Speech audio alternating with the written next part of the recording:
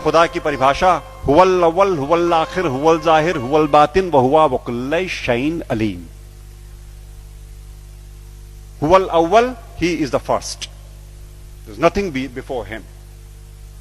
हुवल अव्वल, हुवल आखिर, उसके बाद कुछ नहीं होगा। वो परवरदिगार वो है जिसके आगे कुछ नहीं होगा, उसके आगे कुछ है नहीं। हुवल जाहिर, जितना दिखता है वो सब वही है। हुवल बातिन, जो हमें दिखता है वही थोड़ी है। चंद्रमा का पिछला हिस्सा नहीं दिखता तो क्या है नहीं? तो जो तुम्हें नहीं दिखता लेकिन है वो भी वही है।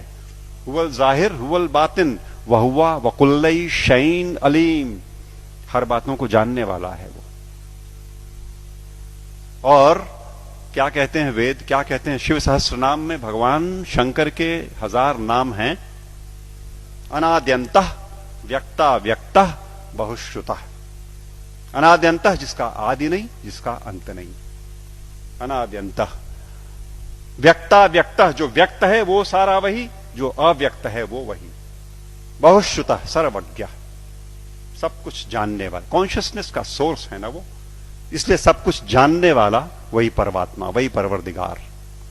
और Bible, I am the alpha and the omega, I am the alpha and the omega, I am the first and the last.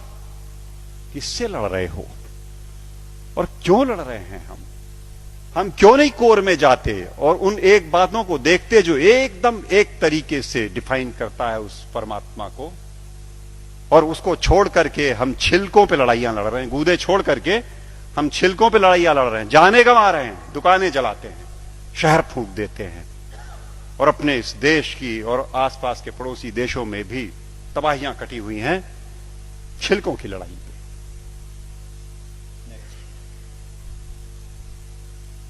सूफी फकीर कहता है अन अल हक, ट्रांसलेटेड इट मीन्स अहम ब्रह्मास्मि, आई एम द सेम। अन अल हक, ये सूफी फकीर बोलते हैं। लेकिन हम हैं कि लड़ने से बाज नहीं आने वाले। हम हैं वो इसे नहीं सुनेंगे, न मानने को तैयार होंगे।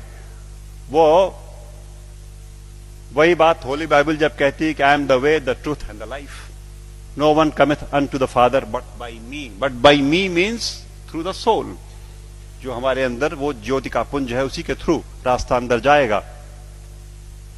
एक बात और, वेद कहते हैं न तस्य प्रतिमा अस्ति यस्य नाम महद्यशः, उसकी परवरदिगार की कोई मूर्ति नहीं बन सकती। वेद कहते हैं, निराकार ब्रह्म को जब परिभाषित करते हैं तो कहते हैं न तस्य प्रतिमा अस्ति यस्य नाम महद्यशः। गुरुजी बैठे हुए हैं, कुछ अगर खोट हो तो टोक देंगे। वो जो मूर्ति पूजन गलत नहीं है, अपने हिसाब से उन्होंने कहा वो इनिशियल स्टेजेस में आपके लिए ठीक है, करो आप, भाव आपने वहां प्रतिष्ठा की, आपको परिणाम देगा। लेकिन सच मायने में जो निराकार पर ब्रह्म है उसकी मूर्ति वूर्ति नहीं बननी। तो बातें फिर वही सारी की सारी, जहां एका है वो देखेंगे नहीं, जहां झगड़ा है वहां बैठे हुए हैं, वहां हथियार निकाल लिए हैं। नेक्स्ट, सच बात तो यह है कि आज की दिक्कत यह है कि ये अधर्म जो है ये धर्म के रूप में चला आया है। समस्या ये हो गई, जो नहीं करने लायक बातें हैं उन्हें हम मानते हैं कि ये धार्मिक है। सती प्रथा थी कभी इसी देश में ना, 6 साल की बच्ची का ब्याह कर दिया, उसे शादी पता नहीं, गुड़िया गुड्डी खेलती हुई, और वो बैठी और मिठाई खा करके बीवी बन गई, पत्नी हो गई। और बगल के गांव का लड़का 8 साल का किसी बीमारी में चला गया, अब ये सती हो गई।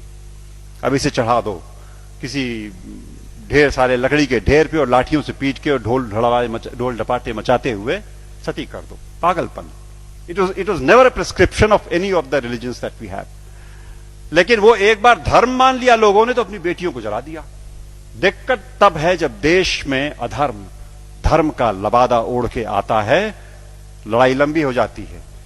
हम उसे धर्म मानते हैं जो अधर्म है। अभी चल रहा है, मैंने कैंपेन किया जबलपुर में, एंटी क्रैकर कैंपेन। दिवाली पे मर्यादा पुरुषोत्तम भगवान राम के आगमन के नाम पे ये देश, विश्वनाथ जी, 6000 करोड़ रुपए का बारूद अपने आसमान में भरता है।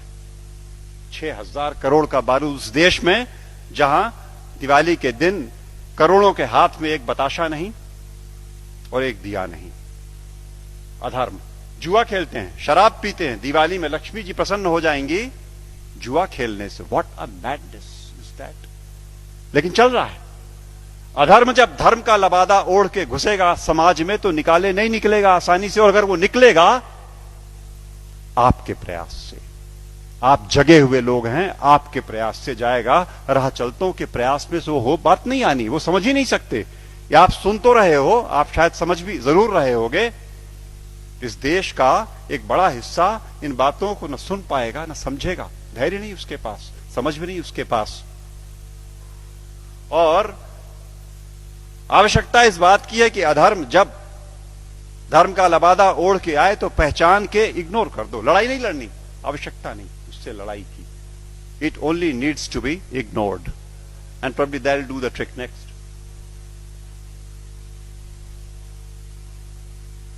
सच बात तो यह है कि हम, जैसा मैं कह रहा था, कि हम छिलकों की लड़ाई में लगे हुए हैं, गूदे की ओर ध्यान नहीं दे रहे।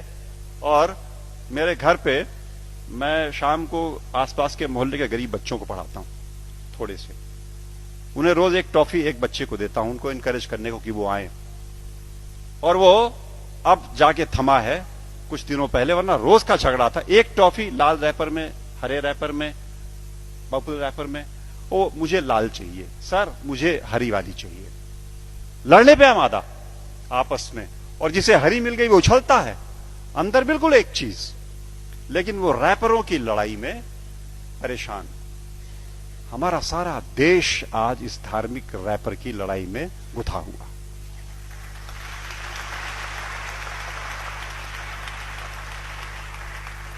और यकीन मानो आपकी वो परवरदिगार ऊपर से देखता होगा तो बड़ा हंसता होगा। ये मनुष्य मेरा इंटीग्रिटी और मेरा कंपैशन लेकर के पृथ्वी पर मेरे नुमाइंदे बन करके इन रैपर्स पे उलझे हुए लड़ रहे हैं। और ये मेरे घर की छत के बच्चे तो चलो खाली आवाज कशी करते हैं, यहां तो चाकू लगा देते पेट में, यहां तो जान मार देंगे, दुकानें जला देंगे, शहर लूट लेंगे। उन रैपर्स की लड़ाई में कब तक चलेगा मित्रों? सच बात तो यह है, मैं हल्का महसूस कर रहा हूं आज आपके बीच में ये बातें कह करके। मैंने ये बोझ उतार करके आपके कंधे पे डाला। आज मैं अकेला था ये बात बोलने को। आज के बाद आप सबके ऊपर ये जिम्मेदारी है कि आप एक बार रुको, ठहरो, सोचो, जागरूक हो और जागरूक करो औरों को, वरना ये देश की तबाही ऐसे ही चलती रहेगी। नेक्स्ट।